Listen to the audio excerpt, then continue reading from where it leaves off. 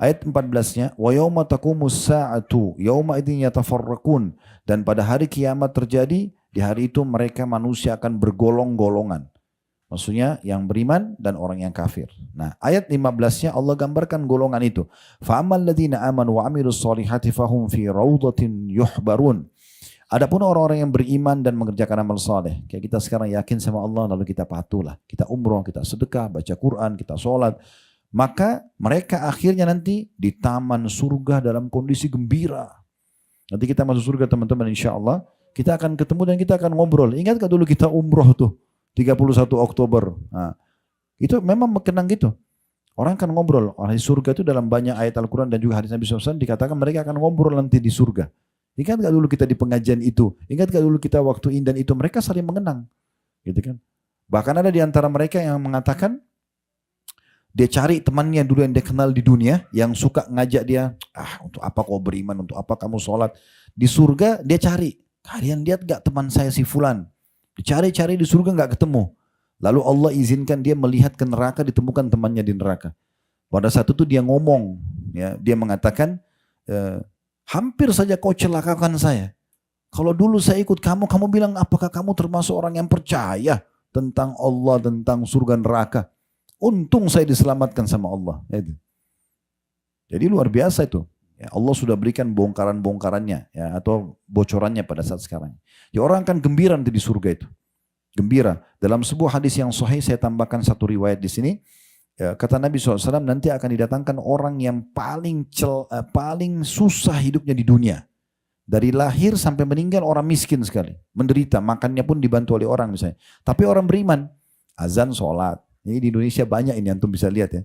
Saya kadang-kadang kalau pulang pengajian, atau lagi mau menuju ke pengajian, azan saya mampir ke masjid. Yang mampir di masjid tukang bakso, penjual gorengan, yang lewat mobil Alphard Mercy, tidak ada yang mampir sholat. Ya. Ini orang-orang tetap jaga, keluarin dari gerobaknya sarungnya, sholat, Masya Allah, berdoa, lalu jualan lagi. Apa kata Nabi SAW? Didatangkan nanti hari kiamat orang yang paling susah dunia, tapi orang beriman. Dicelupkan satu celupan di surga, masuk dikeluarin lagi. Ditanya, kamu pernah menderita nggak selama ini? Pernah nggak kamu rasa kesusahan? Dia bilang, demi Allah nggak pernah. Hilang semua itu dengan satu celupan. Bagaimana orang yang khalidina fiha, kekal selama di dalamnya? Ini luar biasa. Kata Nabi SAW, ini tentang neraka akan datang setelah ini ayatnya ya. Kata Nabi SAW akan didatangkan orang yang paling gembira di dunia. Lahir anak raja, meninggal di kerajaan juga. Dari lahir sudah kaya raya dan semua. Tapi orang kafir. Dan di hari kiamat datangkan dicelupkan satu celupan di neraka. Masuk neraka dikeluarin lagi. Ditanya, kau pernah bahagia gak selama ini? Pernah gak kau senang selama ini? Dia bilang, demi Allah gak pernah. Hilang semua itu. Dan kita sekarang di dunia bisa rasakan itu ya. Kita pernah makan enak dulu.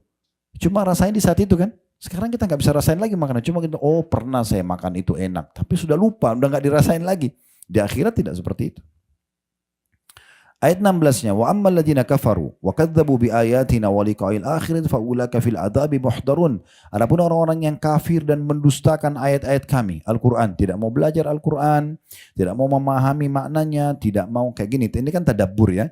Kita mempelajari ayat-ayat, tidak mau menerapkan hukum-hukumnya serta mendustakan menemui hari kiamat. Mana bisa ada surga neraka itu? Mana ada hari hisab? Dia enggak mau, dia pungkiri. Allah mengatakan maka mereka tetap berada dalam siksa neraka nantinya. Ini siksa neraka berat. Jangan coba-coba ya. Dan perlu Bapak Ibu garis bawahi, surga sudah ada, neraka sudah ada sebelum manusia diciptakan. Bukan kita semua ini. Nabi Adam sebelum diciptakan ayah kita dan ibu kita Hawa, sudah ada surga dan neraka. Sudah ada dari dulu. Dan sampai hari ini kita bisa merasakan interaksi dengan surga dan neraka. Karena kata Nabi SAW, jangan kalian menghina ya, demam itu ya. Karena dia akan menggugurkan dosa-dosa sebagaimana gugurnya daun-daun pohon gitu kan. Dalam riwayat lain beliau mengatakan sesungguhnya demam itu adalah tiupan panasnya api neraka, dinginkanlah dengan air. Demam yang kita rasakan, tidak ada manusia yang gak merasa demam kan, pasti semua pernah. Nah itu salah satu tiupan api neraka itu. Dan kata Nabi SAW, tidak ada seorang hamba yang berlindung kepada Allah dari api neraka sehari 7 kali kecuali neraka akan langsung merespon mengatakan, ya Allah, jauhkan dia dari aku karena dia memohon berlindung kepadamu agar dijauhkan dari aku. Dan tidak ada seorang hamba yang meminta surga kepada Allah 7 kali dalam sehari kecuali surga akan mengatakan, ya Allah, masukkan dia ke dalamku karena sesungguhnya ya dia telah memohon agar dimasukkan ke dalamku. Dan Nabi SAW pernah melihat jenazah seorang sahabat. Ini kejadiannya di Khaybar. Waktu Nabi SAW setelah perang Khandak tadi yang kita sedikit ceritakan, ada perang Khaybar sekitar 175 kilo atau 180 kilo dari sini. Ini kalau di Umrah Sirah Nabawi kita memang ke lokasi benteng-benteng Yahudi di sana yang direbut oleh kaum muslimin dan menceritakan di lokasi ya. Tapi itu butuh waktu memang. Kita bisa seharian penuh gitu kan dalam perjalanan. Yang jelas waktu Nabi SAW mengepung benteng Khaybar ada 9 benteng. Benteng pertama waktu ditaklukkan namanya benteng Naim. Setelah 40 hari Nabi SAW kepung 40-42 hari. Rupanya ada satu orang Arab Badui. Dia saksikan peperangan dari jauh. Dan dia kagum melihat umat Islam. Dan dia karena umat Islam ini para sahabat baca Quran dalam bahasa Arab. Dia orang Arab, dia ngerti. Jadi selama 40 hari tiap hari didengarin sama dia. Dia lihat peperangan ini. Dia lihat umat Islam ini saling berbagi, saling berkasih. Peperangan juga kalau ada musuh yang terbunuh mereka tidak ada mutilasi. Nggak ada kejahatan mereka. Mereka perang iya. Akhirnya dia datang kepada satu sahabat, dia mengatakan, kalian ini agama apa? Dari mana asal kalian? Diceritakan kami agama Islam, kami dari kota Madinah dan segala macam. Setelah diceritakan panjang lebar tentang Islam, dia tertarik, dia bilang saya mau masuk agama kalian. Kata sahabat ini, kamu ke depan aja sana, ada Nabi. Langsung aja masuk Islam di tangannya. Datanglah orang ini, Nabi SAW lagi bagi-bagi harta rampasan perang karena benteng pertama Yahudi sudah takluk. Maka kata orang ini, ya Rasulullah saya mau masuk Islam. Pandulah setelah syahadat. Lalu kata Nabi SAW kepada sahabat yang kumpulin harta rampasan perang, kasih juga orang ini. Karena dia masuk Islam pas lagi pembagian harta rampasan perang. Jadi ini keluar sebuah hukum sendiri kalau kita memberikan juga bagian kepada orang yang baru masuk Islam. Subhanallah pada saat itu, orang ini mengatakan begini, ya Rasulullah, saya masuk Islam bukan karena harta. Saya masuk Islam ini karena saya mengejar apa yang sahabat Anda kejar. Sahabat Anda menceritakan, mereka keluar dari Madinah tidak berharap pulang ke rumah mereka lagi. Mereka mau terbunuh di medan perang supaya mereka masuk surga. Saya mau begitu. Lalu dia tunjuk begini. Ya Rasulullah, saya berharap dari benteng Yahudi yang akan Anda serang lagi setelah ini. Karena benteng kedua mau diserang oleh Nabi kan. Ada anak panah Yahudi yang keluar, kena di sini. Dia tunjuk dada kirinya, tembus di sini. Lalu saya mati syahid. Kata Nabi SAW, kalau kau jujur Allah akan kasih. Kalau kau tulus minta itu Allah akan kasih. Subhanallah, gak lama kemudian mulailah berkecamuk perang pengepungan benteng kedua dan sistem orang Yahudi di Khaybar waktu itu, mereka takut bertemu dengan umat Islam, mereka cuma lempar anak panah dari dalam benteng. Yang pertama kena anak panah orang yang baru masuk Islam ini.